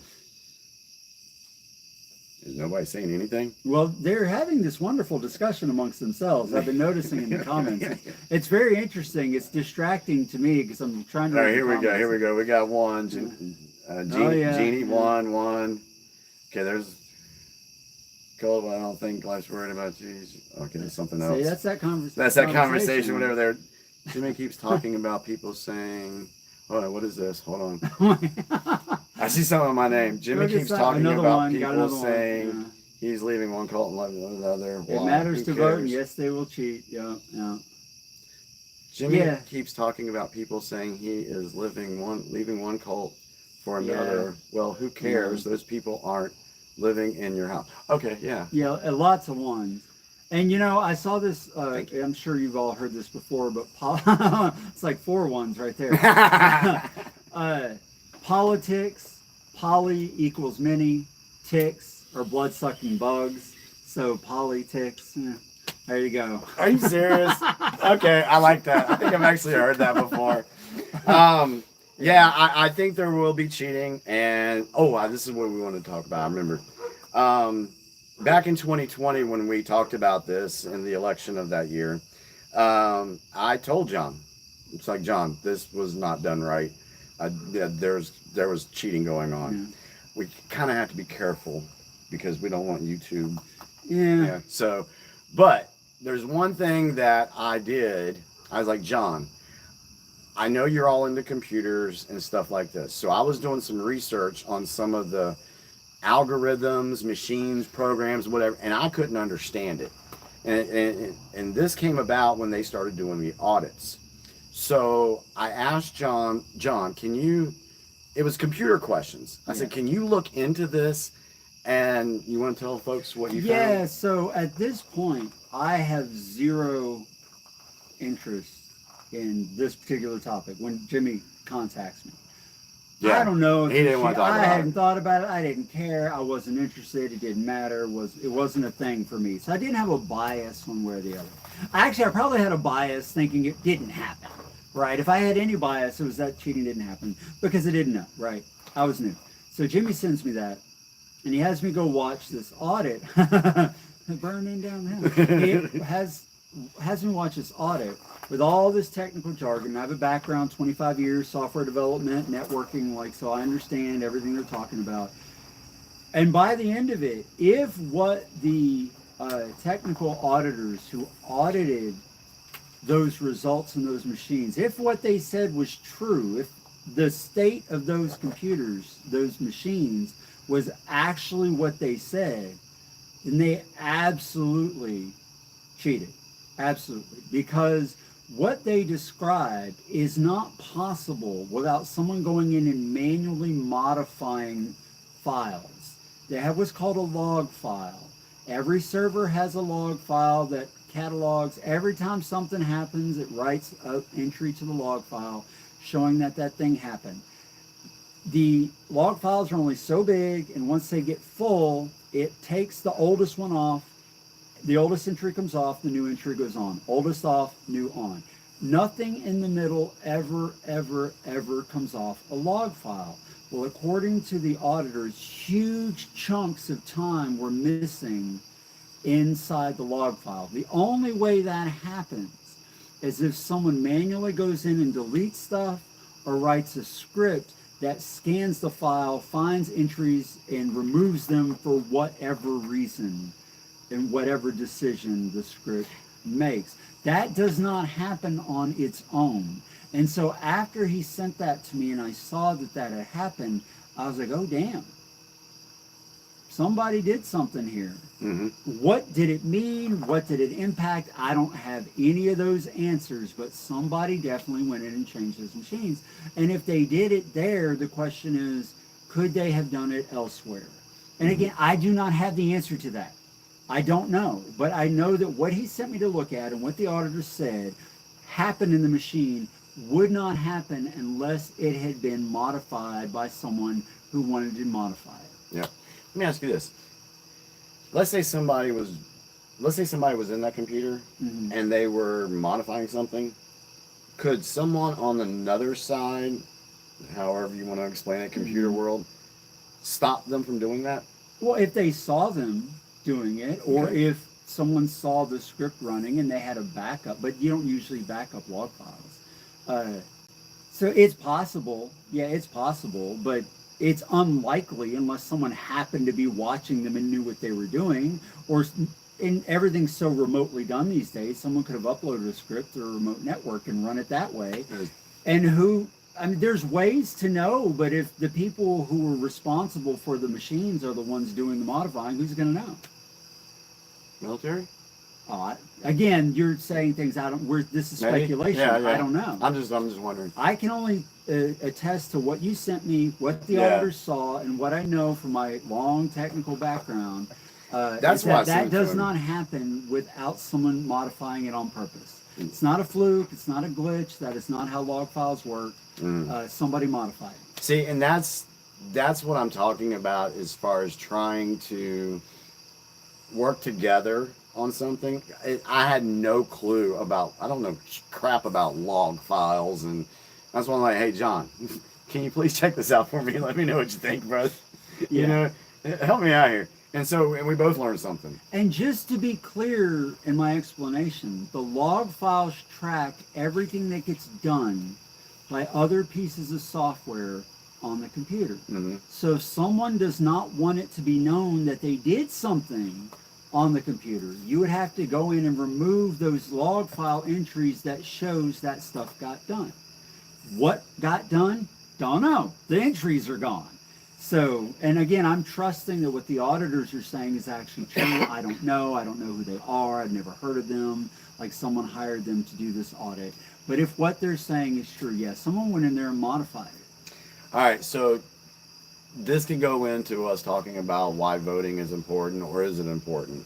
And that, yeah, does voting matter? Because if they're modifying stuff and cheating, does your vote even matter? I'll let you take Well, that. the first part I want to talk about is the not voting. And this is my opinion, and you guys can, talk about it in the comments. Knowing that these files and these computers can be manipulated, is it out of the realm of possibilities that if you don't vote and have it on record, that somebody could vote for you in the way that they want the outcome to be? I mean, we have heard, I've seen plenty of videos.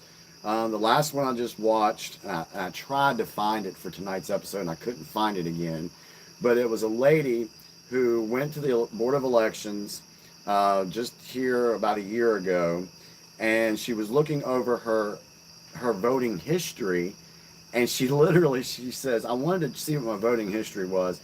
I'm a bad patriot and I haven't voted like I should. She said, I only voted in 2020. Well, they had records of her voting in 2012, 2016, 2018, and 2022. She says, I only voted one time in 2020. I've never voted. And she voted Republican, but her ballot was showing Democrat. So all I'm saying is, you might not be voting, you might not go and vote, and that's your right. But your name might get used. Just think about all the people that we've seen. You guys have heard it. Dead people voting. How's that possible? Yeah, that was in the audit too. That there were some people who weren't alive that didn't live there anymore. So how did they vote? Yeah. So if you're not going to vote, they might vote for you. And that's why I think Watchtower, and this is, okay, I'm going to go on my own little speculation thing here. Yeah. Okay. So this is why I think Watchtower says what they say about not voting. Because if they're part of this deep state, and they want to be in, cahoots with them, the unelected bureaucrats. Hey guys, we'll just tell all of our people that we're going to stay neutral and we're not going to vote and we shouldn't be voting. And then they know this, then all those people, all those votes can be used for their benefit. That's just speculation. It's just for entertainment purposes only. Entertainment purposes only. Yeah. So that's how I feel about the not voting thing. And I do get what you're saying, and I understand what you've told me in the past, that if enough people come out and vote, they can't cheat enough.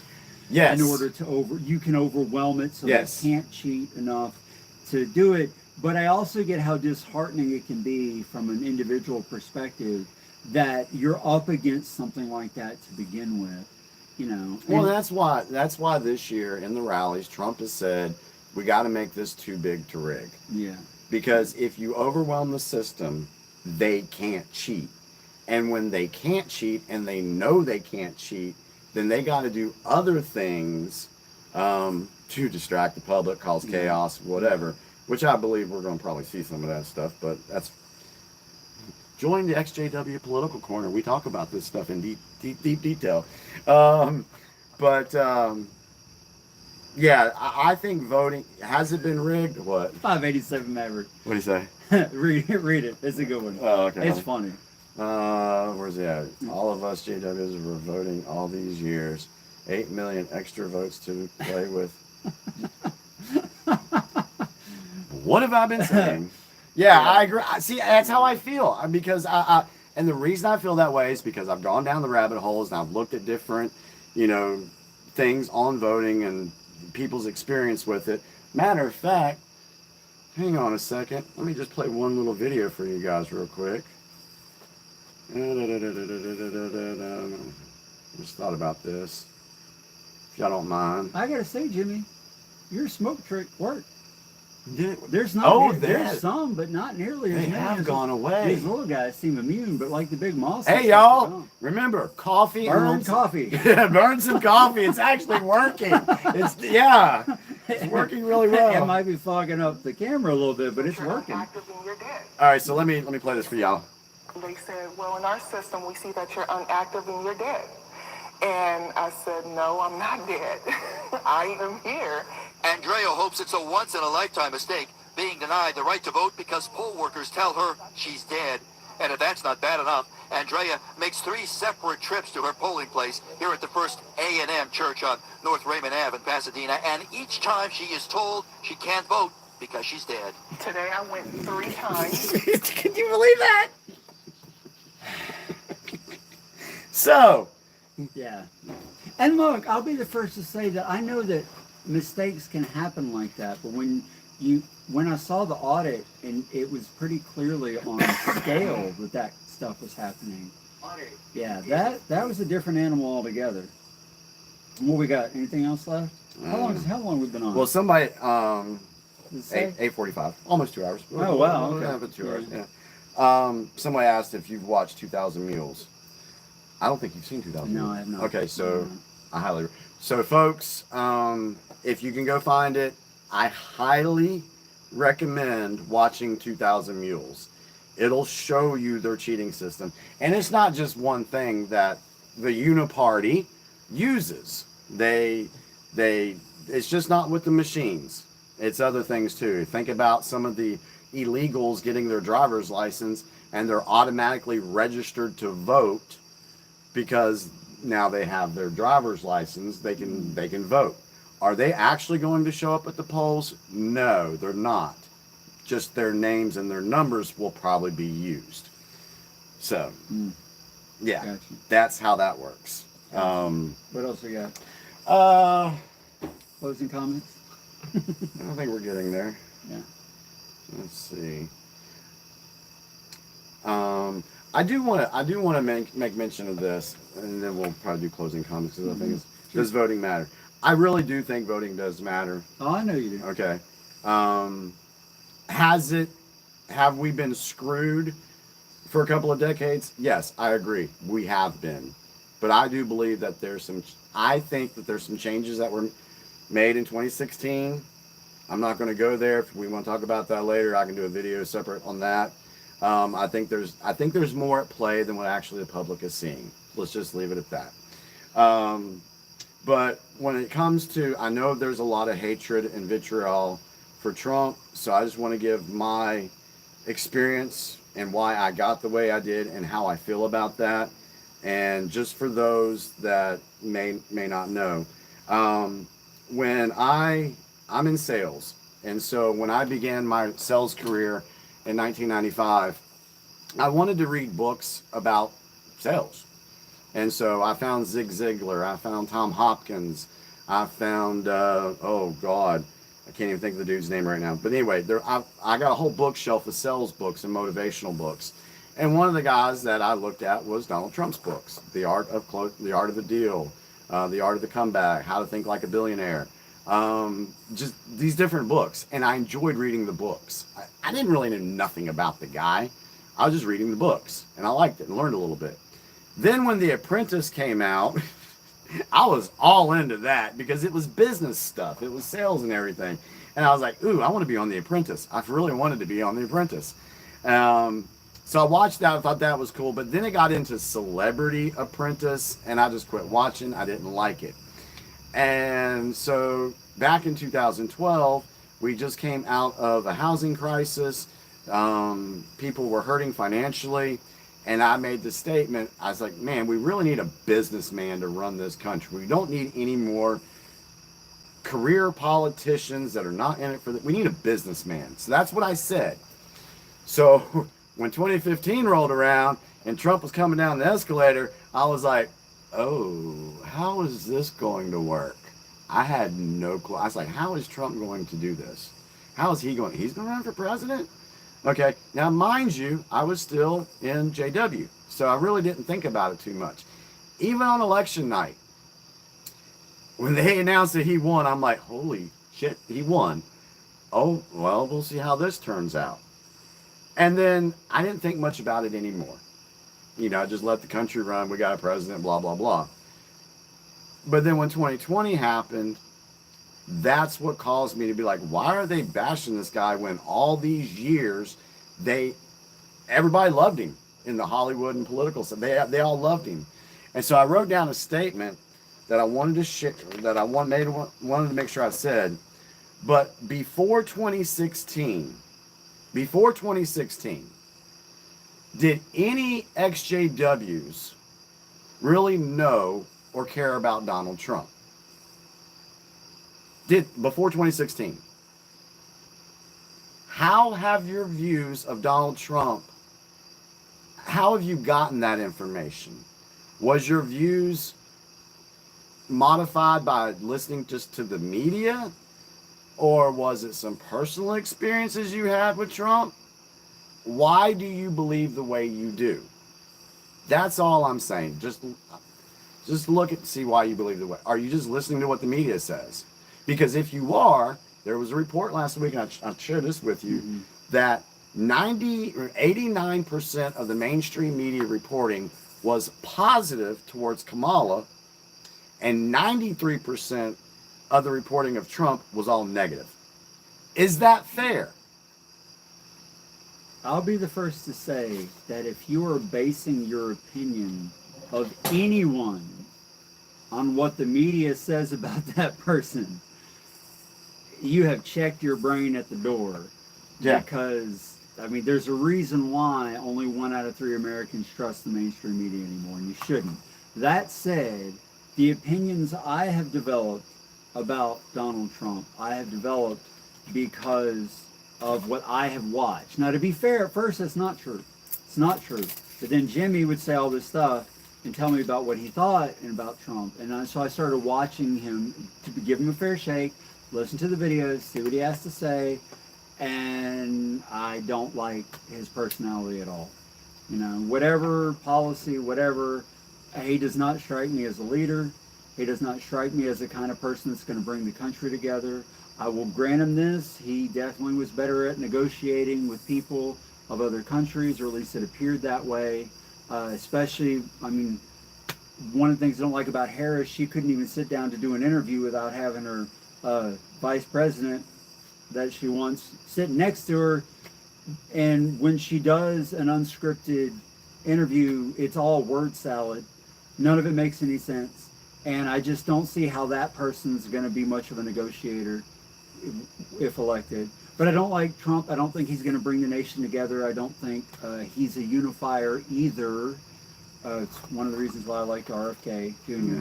And see, me and John totally disagree about And we that. disagree on that. And Totally. That's fine. But just the fact Totally. that if you look at how people view Trump and the things they say and the vitriol and all that, though, to be fair, like you said, some of that comes from what the media says about him. Even one of his ardent supporters, though, on Joe Rogan, Dennis Quaid, voted for Trump both times, said, I like his policies, but I cringe every time he opens his mouth. And I think that's a net negative for him, because I think the way he talks turns off a lot of independents like me, whereas a candidate that was more eloquent and wasn't like the EXJW whistleblower said, he's a bit of a braggart. And I do think that turns people off. That turns people off. Independence, it turns us off, I think.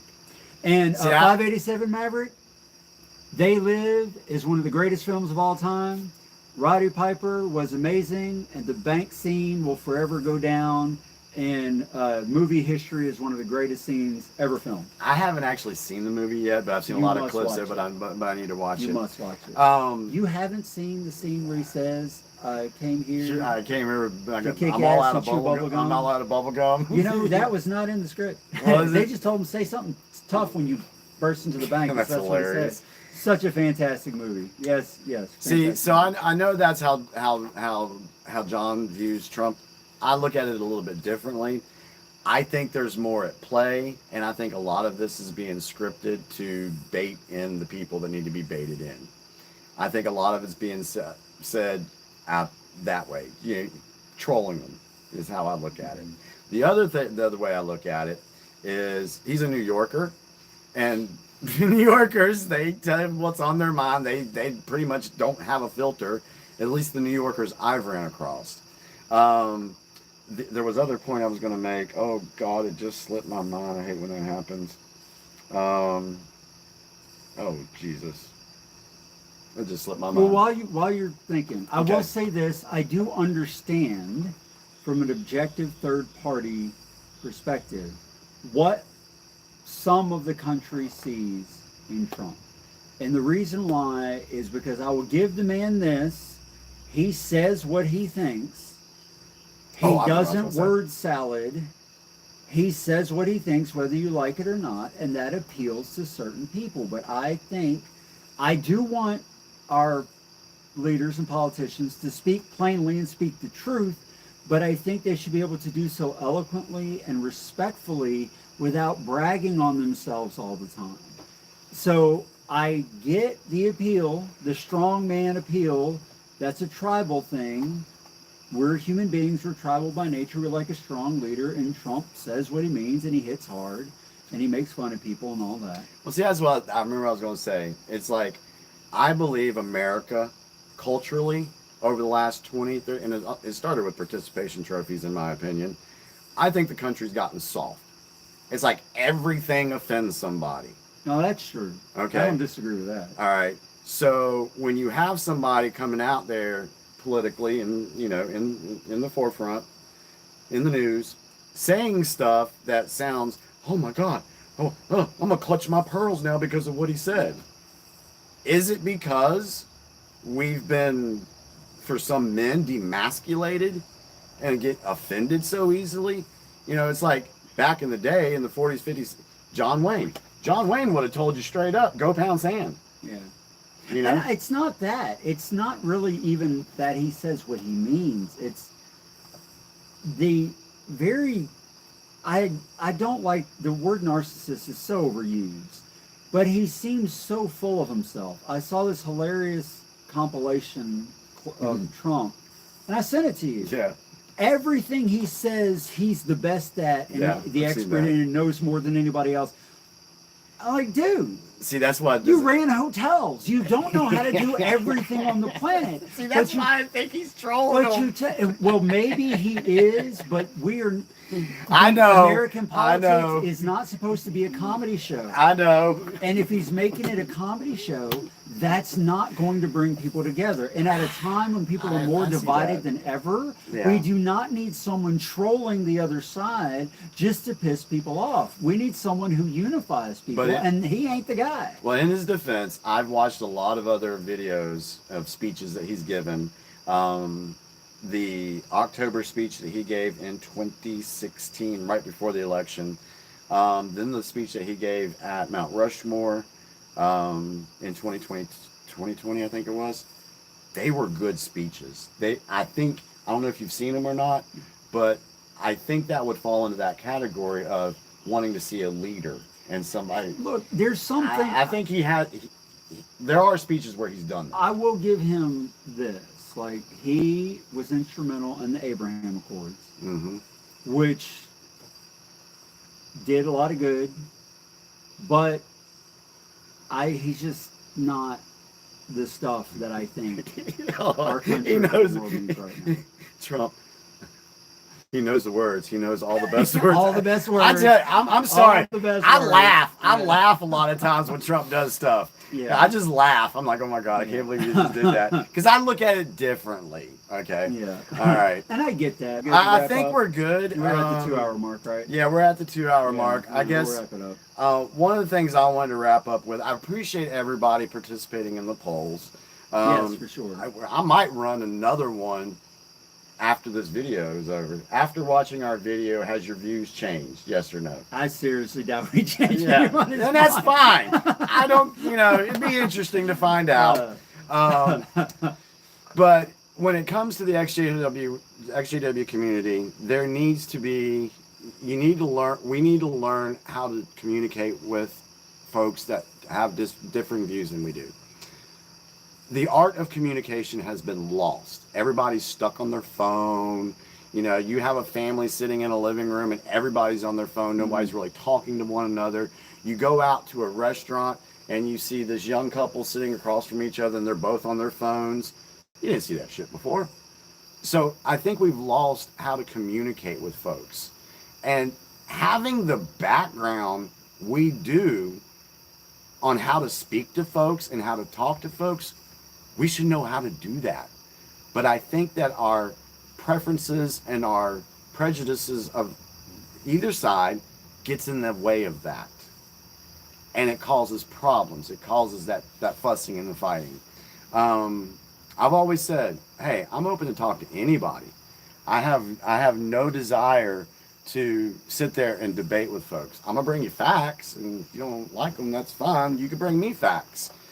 But I just think the community needs to lower the temperature and get to know each other before you start battling each other. That's how I feel about that. Yeah.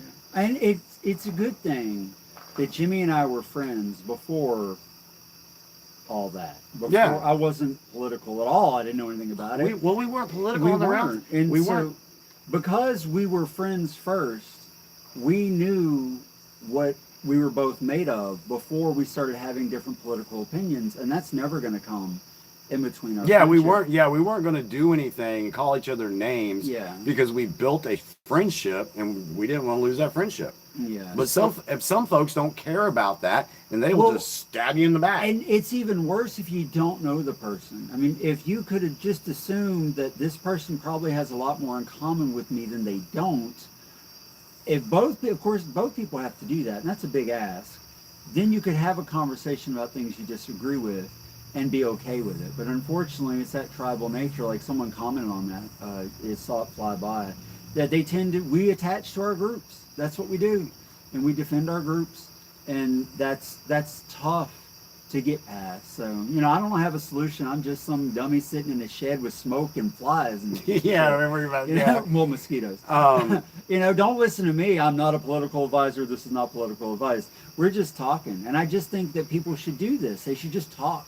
I know in the comments someone asked, that someone was saying that, oh, I can never get a Trump supporter to tell me why they're voting for Trump.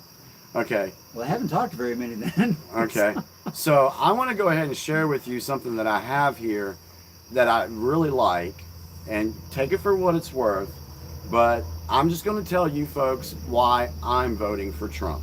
This is I didn't write this. I wish I had wrote this. Okay, because I agree with this 100%. But this is my deal. Okay. For those of you who say, I can't believe you are voting for Trump, I'm not just voting for him. I'm voting against socialism. I'm voting for the Second Amendment. I'm voting for the next Supreme Court justice. I'm voting for the Electoral College and the constitutional republic we live in. I'm voting for the police and law and order. I'm voting for the military and the veterans who fought and died for this country. I'm voting for the right to speak my opinion and not be censored. I'm voting for secure borders. I'm voting for legal immigration. I'm voting for the right to praise my God without fear. I'm voting for every unborn soul the Democrats want to murder. I'm voting for liberty, freedom, and the American dream. I'm voting for good against evil. I'm not just voting for one person. I'm voting for the future of my country. That's what I'm doing. And I appreciate that. And Colty Talk said something funny. Next time, ask the wives if we can play inside without the bugs. But the reason we're out here is because he's got 2 or 3 dogs. 2 dogs. 2 dogs, and I'm very allergic, so we can't be inside. So that's why we're out here.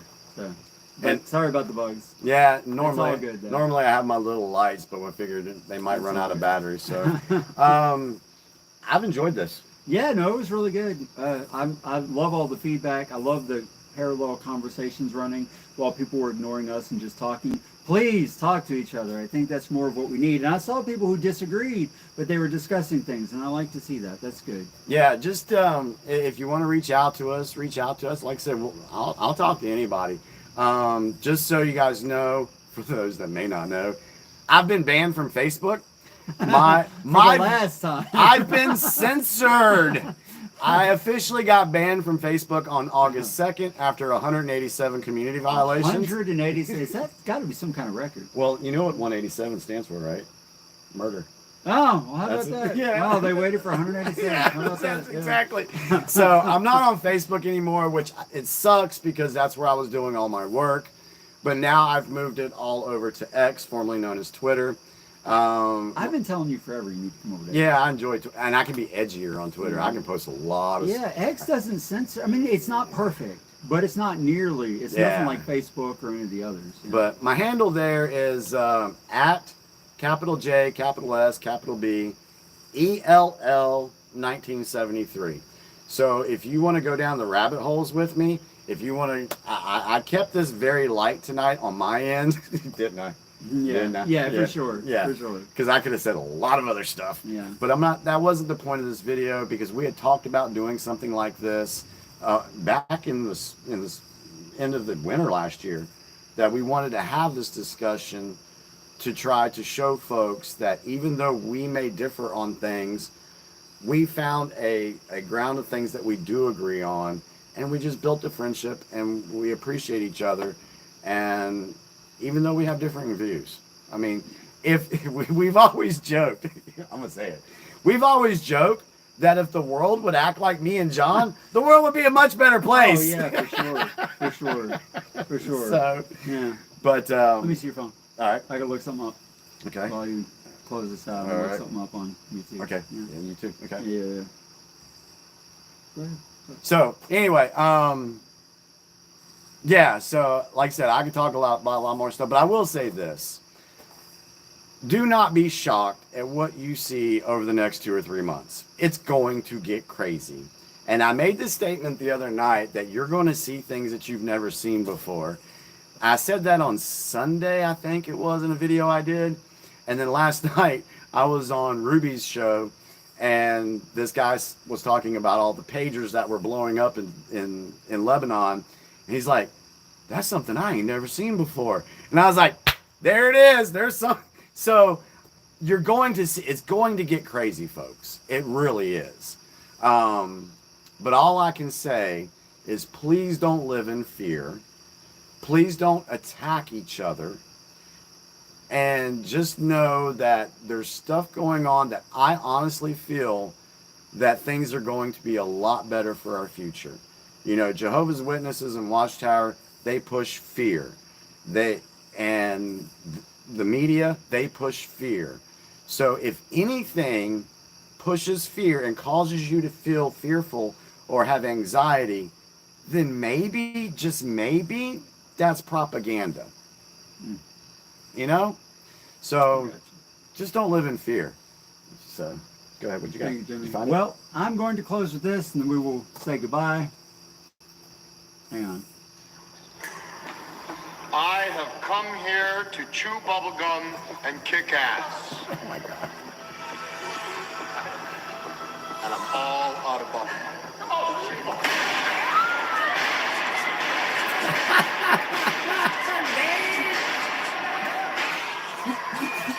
Watch it, folks. Amazing movie. And if you liked what we've done here this evening, let us know if you'd want to see us do something like this again. So yeah, Absolutely. We appreciate each and every one of you. And follow John on YouTube. My subscribers, follow his channel. And if you folks that are on John's channel want to check out my YouTube channel, come on over. I'll put a link. Come on over. All right, guys. See y'all later. Much love to everyone. Bye.